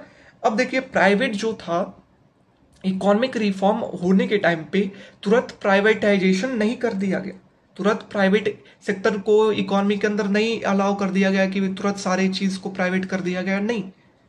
क्या किया गया यहाँ पे, प्राइवेटाइजेशन को होल्ड रखा गया, और जो भी पीएसयू थे उसको क्या किया गया, डिसइन्वेस्टमेंट किया गया, मतलब पीएसयू को बेचना स्टार्ट किया गया, सोल्ड करना स्टार्ट किया गया। डिसइन्वेस्टमेंट का मतलब जो एलआईसी का किया जा रहा है अभी के टाइम पे, है ना, जो रेलवे का किया जा रहा है अभी के टाइम पे, तो वो डिसइन्वेस्टमेंट कहते हैं। दैट इज जब हम पीएसयू के अंदर शेयर को सेल करें प्राइवेट वाले को, that is known as disinvestment.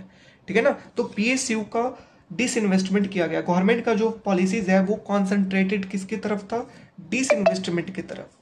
Getting my point, disinvestment की तरफ प्राइवेट वाले को होल्ड रखा गया। हाँ, 1997 1998 से प्राइवेट सेक्टर को अलाउ किया गया धीरे धीरे, लेकिन इनिशियली जो है वो पीएसयू को, जो पीएसयू नॉन परफॉर्मिंग थे उनका डिसइन्वेस्टमेंट किया जा रहा था। ओके, हाँ, क्यों किया जा रहा था? ताकि उससे पैसा आएगा, जो फिस्कल डेफिसिट इंक्रीज हुआ है उस फिस्कल डेफिसिट को उससे कम करेंगे, उससे पैसा आएगा। गेटिंग, हाँ। फिर आता है कि जो 11th 5 ईयर प्लान है, 11th 5 ईयर प्लान की अगर बात करते हैं तो आपका कब होगा? 2007-8 के टाइम पे, ठीक है ना। तो जो 11th 5 ईयर या 12th 5 ईयर प्लान है उसके अंदर मैन्युफैक्चरिंग सेक्टर के ऊपर जोर दिया गया, लेकिन मैन्युफैक्चरिंग सेक्टर का ग्रोथ उतना इंक्रीज नहीं किया। क्यों? 11th 5 ईयर प्लान के अंदर मैन्युफैक्चरिंग सेक्टर के अंदर जोर के ऊपर फोकस किया गया, लेकिन वो हुआ नहीं। क्यों? क्योंकि ये ट्रेंड देखा गया कि हाई इनकम कंट्रीज है, जो भी हाई इनकम कंट्रीज है like USA, like European union, तो वो सारे देश जो होते हैं ना, ज़्यादा असमंजस में नहीं होते हैं, ज़्यादा सोचते नहीं है, डायरेक्ट वो काम कर देते हैं, डायरेक्ट वो स्ट्रक्चरल रिफॉर्म कर देते हैं। इंडिया जो है वो ज़्यादा सोचता है, ठीक है ना, ज़्यादा वो है, वो हेजिस्टेट करता है कोई भी काम करने से पहले, ठीक है ना। इस कारण जो है हमारे इकोनॉमी का, मैन्युफैक्चरिंग सेक्टर का ज़्यादा ग्रोथ नहीं हुआ।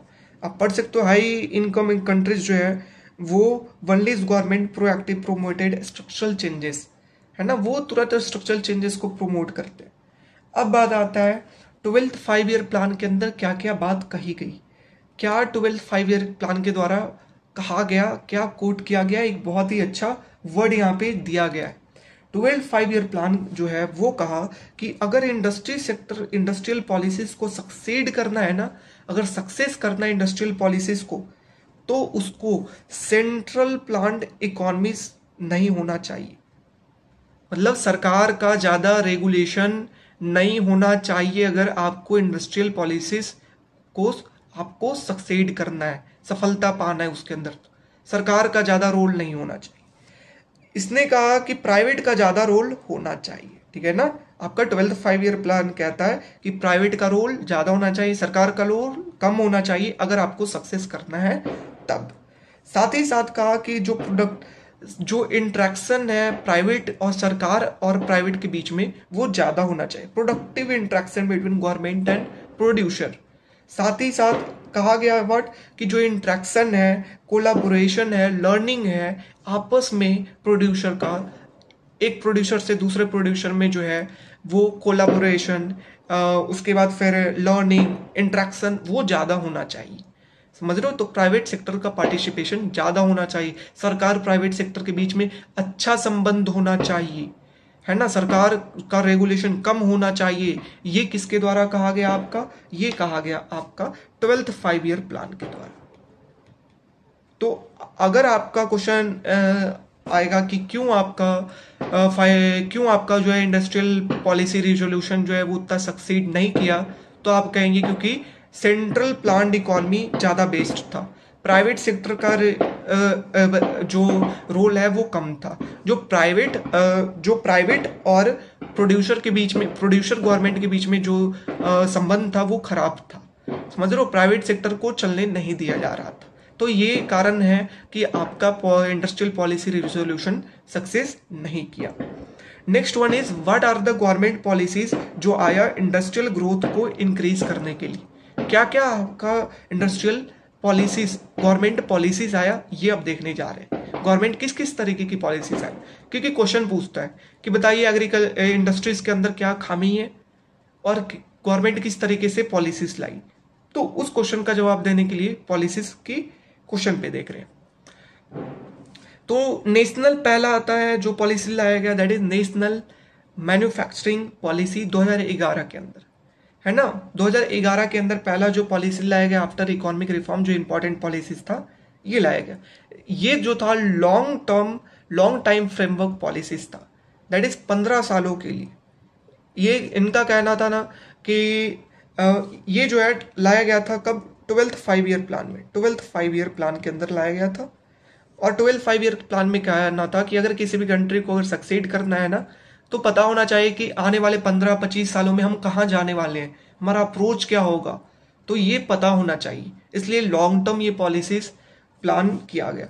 इसमें कहा गया ना कि जो मैन्युफैक्चरिंग सेक्टर है उसका जो ग्रोथ है मीडियम टर्म में, ये 15 साल में 12 से 15% के बीच में होना चाहिए, 12 to 14% के बीच में होना चाहिए। और इसका जो कंट्रीब्यूशन है वो इंक्रीज 25% के पास, 25% हो जाना चाहिए इंडस्ट्रियल सेक्टर का कंट्रीब्यूशन जीडीपी में 2025 के आते आते।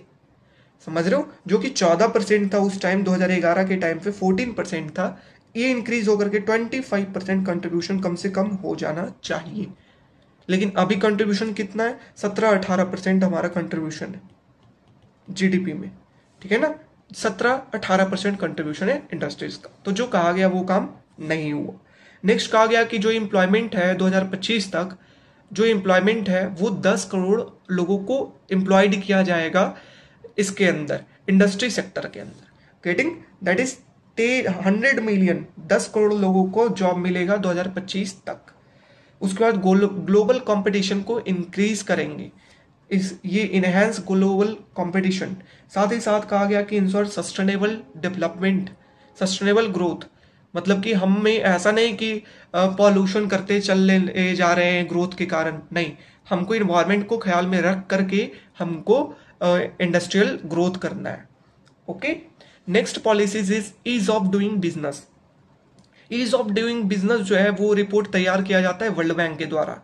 और इस रिपोर्ट के अंदर क्या होता है, बेसिकली बात किया जाता है कि किसी भी कंट्री के अंदर कितना स्मूथ तरीके से कोई भी जाकर के वहां जाकर के कोई भी फर्म खोल सकता है, वो बताता है। ये समझ रहे हो कि ये बताता है कि कितना बिजनेस कंडीशन किसी भी कंट्री के अंदर कितना स्मूथ है, कितना आसान है, ठीक है ना। इसके अंदर जो है वो 12 पैरामीटर है, कितना 12 पैरामीटर है, जिसमें वैसे लाइक कुछ लिखा हुआ है लाइक स्टार्टिंग अ बिजनेस, कितना आसान है वहां बिजनेस स्टार्ट करना।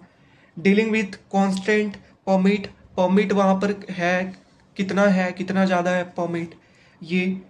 फिर उसके बाद इलेक्ट्रिसिटी वहां पर है या नहीं है उस देश के अंदर।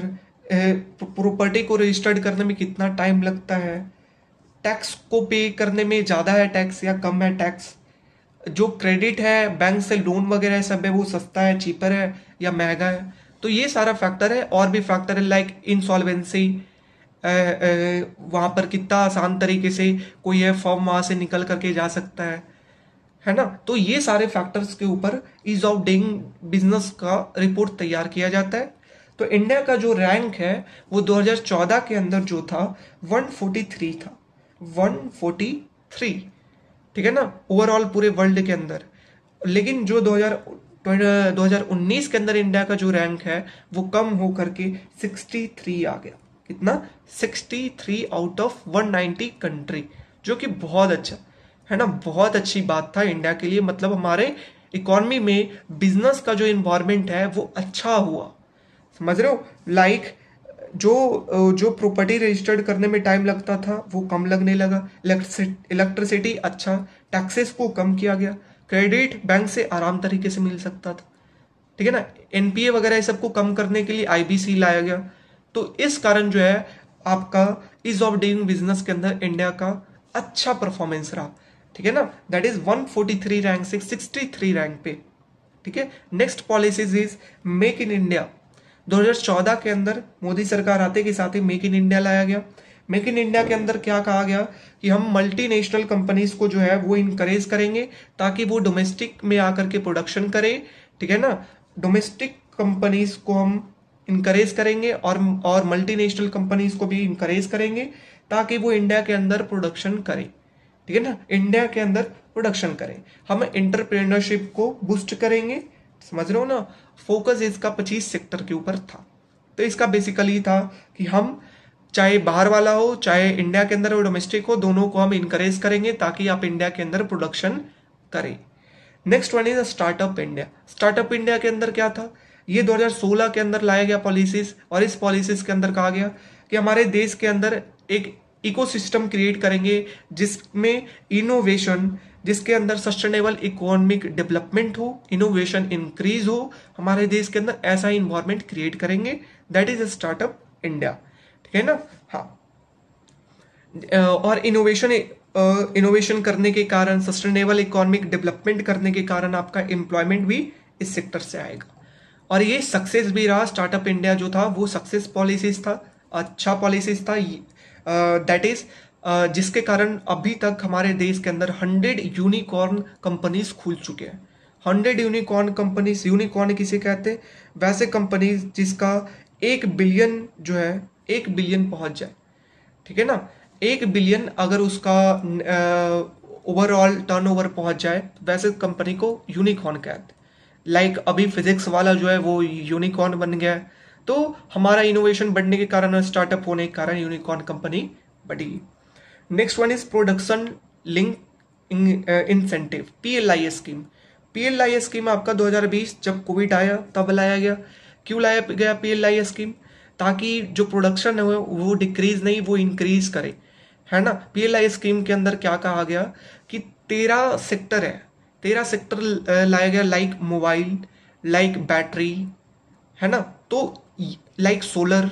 तो ये सब सेक्टर के अंदर जो है, जो इंडस्ट्री ये सब सेक्टर के अंदर इन्वेस्टमेंट करेगी, उसको सरकार जो है इंसेंटिव देगी कि आप खोलो।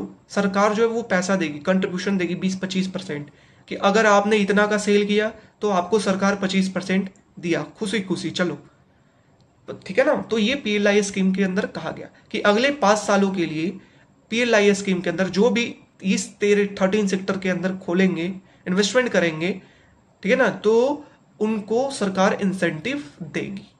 That is scale up. क्यों कहा गया? ताकि डोमेस्टिक मैन्युफैक्चरिंग जो है वो इंक्रीज हो, है ना। जैसे कि ड्यूरिंग कोविड जो हुआ, सिलिकॉन का जो रेट है वो बहुत इंक्रीज कर गया, जिसके कारण सरकार के सिलिकॉन का प्रोडक्शन इंक्रीज करो। जो EV अब आने वाले टाइम में इलेक्ट्रिक व्हीकल का डिमांड बढ़ने जा रहा है ना, उसके ऊपर फोकस हो रहा है। इसके लिए सोलर, उसके बैटरीज में इन्वेस्टमेंट चाहिए, वो कंपनीज चाहिए, है ना। इसके लिए सरकार इंसेंटिव दे रही है। सोलर पैनल, हमारा जो इकॉनमी वो ज़्यादा सस्टेनेबल के ऊपर सस्टेनेबल हो। COP26 के अंदर मोदी साहब ने कह चुके हैं कि हम लोग पॉल्यूशन को रिड्यूस करेंगे, है ना। तो इसके लिए सोलर का डेवलपमेंट बहुत ज़रूरी है, तो इसके लिए PLI स्कीम लाया गया। नेक्स्ट वन इज PM गति शक्ति नेशनल मास्टर प्लान। PM गति शक्ति क्या है कि सपोज आपको एक रोड बनाना है, एक रोड बनाना है। अब रोड बनाना है तो इस रोड के पास क्या है कि सपोज कोई वायर बिछ रहा था, किसका, लाइक किसी टेलीकम्युनिकेशन सेक्टर का वायर भी बीचना था।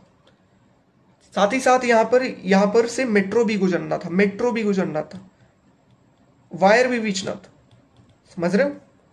तो ये सारा काम, तो हर एक दूसरा मिनिस्ट्री जो है वो आपस में ओवरलैप कर रहा है। एक ही जगह पे, वहां पे रोड बना, फिर से वो रोड को खंदा, वहां पे वायर बिछाया, तो फिर से, समझ रहे हो, तो आपस में ओवरलैप कर रहा है। इस कारण जितना सक्सेस होना चाहिए पॉलिसीज का, वो सक्सेस नहीं हो पा रहा था। पॉलिसीज का रेट अच्छा नहीं था सक्सेस में, इसलिए नेशनल गति शक्ति मिशन लाया। इसके अंदर क्या है कि किसी को अगर रोड बनाना है और यहीं पे किसी को पाइपलाइन बिछाना है, तो रोड बनाने के टाइम पर ही वहां पे पाइपलाइन बिछ जाएगा, ठीक है ना। वहां पे मेट्रो का अगर पिलर पड़ना है तो उसी टाइम पे पिलर पड़ जाएगा, ताकि बीच में फिर बनने के बाद फिर वो रोड खराब नहीं हो, गेटिंग। तो ये कारण सभी जो आपस में मिनिस्ट्री है वो आपस में इंटीग्रेट होंगे प्लेटफॉर्म के ऊपर, और वो आपस में कॉपरेट करके वर्क करेंगे। तो ये कहा गया PM गति शक्ति मिशन में। उसके बाद आता है आत्मनिर्भर भारत कैंपेन। आत्मनिर्भर भारत कैंपेन जो कोविड के टाइम पे आया कि हम लोग सेल्फ रिलायंट, हम खुद बनाएंगे अपना चीज, इंपोर्ट को कम करेंगे, चाइना से हम लोग कम खरीदेंगे, है ना, चाइना से हम लोग कम खरीदेंगे। उसके लिए आत्मनिर्भर भारत आया, है ना, इंपोर्ट के बिल को कट करने के लिए। तो इस तरीके के पॉलिसीज लाए गए ताकि आपका इंडस्ट्री सेक्टर जो है उसका ग्रोथ इंक्रीज हो सरकार के द्वारा, ठीक है। तो इस वीडियो में हम लोगों ने बात किया कि ब्रिटिश काल में क्या था आपका इंडस्ट्री ग्रोथ, आपका इंडिपेंडेंस के टाइम पे इंडस्ट्री ग्रोथ क्या था, उसके बाद आपका फर्स्ट इंडस्ट्रियल रिजोल्यूशन पॉलिसीज कब आया, 1948, 1956, कैसे दोनों डिफरेंट है। फर्स्ट फेज 1948, सेकेंड फेज 1956, फिर 63, फिर 73, है ना, फिर 77 के अंदर आया। तो 1956 के अंदर आप देखते हैं तो स्टेट गवर्नमेंट का जो है वो शेयर जो है वो ज़्यादा डोमिनेंट स्टेट गवर्नमेंट हुई, पीएसयू वगैरह पे फोकस किया गया। उसी तरीके से 63 के अंदर और प्राइस कंट्रोल और ज़्यादा वो कंट्रोल्ड इकोनॉमी किया गया। 73 के अंदर थोड़ा सा लिबराइज किया गया क्योंकि आपका रिपोर्ट वगैरह कमेटी का आना स्टार्ट हुआ था, तो थोड़ा सा लिबरल अप्रोच अपनाया गया। फिर 77 में आ गए मोरारजी देसाई भाई, फिर से गया, कहानी गोल हो गया कि फॉरेन जो था उनको कोई नहीं, हमारा विलेज की तरफ फोकस करना है। बिल्कुल महात्मा गांधी से प्रेरित वाले आदमी थे, ठीक है। फिर से मोरारजी देसाई गए, 80 के अंदर नया आया, उसके अंदर फॉरेन इन्वेस्टमेंट अलाउड किया गया। 85 के अंदर आपके आगे राजीव गांधी, वो टेक्नोलॉजी के ऊपर आए। फिर फिस्कल डेफिसिट बढ़ा, इन्फ्लेशन 13% था, फिस्कल डेफिसिट 8% था, है ना। फिर गल्फ वार था, तो ये सब रीजन होने के कारण इकोनॉमिक क्राइसिस हमारे देश के अंदर आया, जिसके कारण इंडस्ट्रियल रिजोल्यूशन पॉलिसी 1991 है। इसके अंदर क्या कहा गया कि जो आपका बात किया जाए कि इंडस्ट्रीज के अंदर जो था लिमिटेशन लगा हुआ, ठीक है, रेगुलेशन था, उसको हटाओ, ठीक, लाइसेंसिंग जो था उसको हटाओ, फॉरेन इन्वेस्टमेंट को अलाउड करो, ठीक है ना। तो ये सारा चीज इसके अंदर कहा गया है। और प्राइवेट के ऊपर जो कंट्रोल है, लिमिट है, वो हटाओ, जो शेयर जो कन्वर्ट हो जा रहा है लोन शेयर के अंदर, वो चीज हटाओ। तो ये आपका कहा गया 1991 के अंदर, ठीक है ना। उसके बाद क्यों 1991 का क्या गोल था लाने का, ताकि कंपटीशन इंक्रीज होगा, प्रोडक्टिविटी इंक्रीज होगा, एफिशिएंसी इंक्रीज होगा, ये चीज। चाइना और इंडिया के अंदर क्या डिफरेंसेस थी at the time of the independence, वो प्राइम मूविंग फोर्स एग्रीकल्चर, और चाइना के अंदर क्या डिफरेंसेस थी, और क्यों जो है वो एग्रीकल्चर का ग्रोथ, इंडस्ट्रीज का ग्रोथ ज़्यादा नहीं किया जबकि चाइना में ज़्यादा किया, क्यों ज़्यादा किया, ठीक है ना। तो ये चीज़। उसके बाद हम लोगों ने देखा कि गवर्नमेंट की पॉलिसीज़ क्या है, ठीक है ना, डिफरेंट टाइप ऑफ पॉलिसीज़, उसके ऊपर बात किया, ठीक है। So this is your overall lectures on our industrial policies between 1948 to 2015-16। Okay, तो अगर आपको वीडियो अच्छा लगा हो तो ज़रूर लाइक करें, सब्सक्राइब करें और शेयर करें। और साथ ही साथ आपको कैसा ये वीडियो लगा आप ज़रूर रिव्यू कमेंट सेक्शन में करें, क्योंकि आपके कमेंट से हमें मोटिवेशन मिलता है कि आपके लिए और वर्क करें, हमारे में क्या खामी है और क्या अच्छाई है तभी पता चलता है, ठीक है। तो चलिए हम लोग मिलेंगे नेक्स्ट लेक्चर में। तो हम लोगों ने इंडस्ट्रीज का एक पार्ट किया है, दूसरा पार्ट अभी नहीं किया है। दूसरा पार्ट दैट इज ट्रेंड, क्या ट्रेंड था इंडस्ट्री सेक्टर के अंदर, कौन ग्रोथ किया, कब किया, कितना था परसेंटेज, तो ये चीज़ अभी नहीं की है। ये चीज़ हम लोग नेक्स्ट लेक्चर में समझेंगे, क्योंकि ये वीडियो लंबा फिर हो जाएगा, ठीक है। तो चलिए हम लोग मिलेंगे नेक्स्ट लेक्चर में, तब तक अपना ख्याल रखें। Thank you so much, bye bye.